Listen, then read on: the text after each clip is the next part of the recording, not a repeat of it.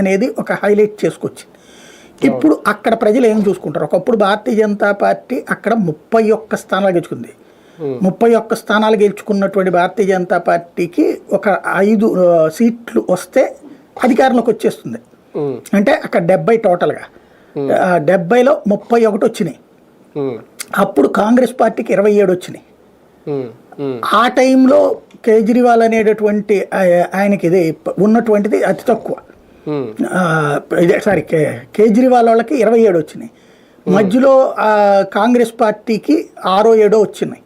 వాళ్ళు ఇటు బీజేపీలోకి రావడానికి సిద్ధంగా ఉన్నారు. 2014 ఎన్నికల తర్వాత 2015లో జరిగినటువంటి పరిణామం అనమాట.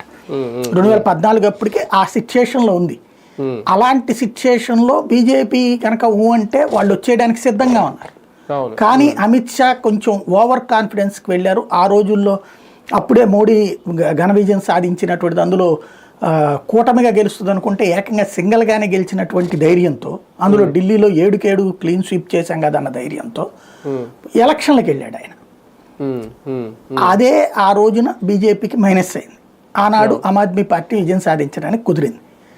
ఆ తర్వాత చూస్తే అది ఏకంగా రెండోసారికి వచ్చేటప్పటికి 3 సీట్లకి పరిమితమైనటువంటి పరిస్థితి. అప్పుడు తర్వాత కాలంలో మొన్న లాస్ట్ ట్రిప్ అనుకుంటా కొంచెం 10 ఏమో వచ్చినాయి. అక్కడ ఏంటంటే కాంగ్రెస్ ప్లేస్ని ఆక్యుపై చేసేసింది ఆమ్ ఆద్మీ పార్టీ. భారతీయ జనతా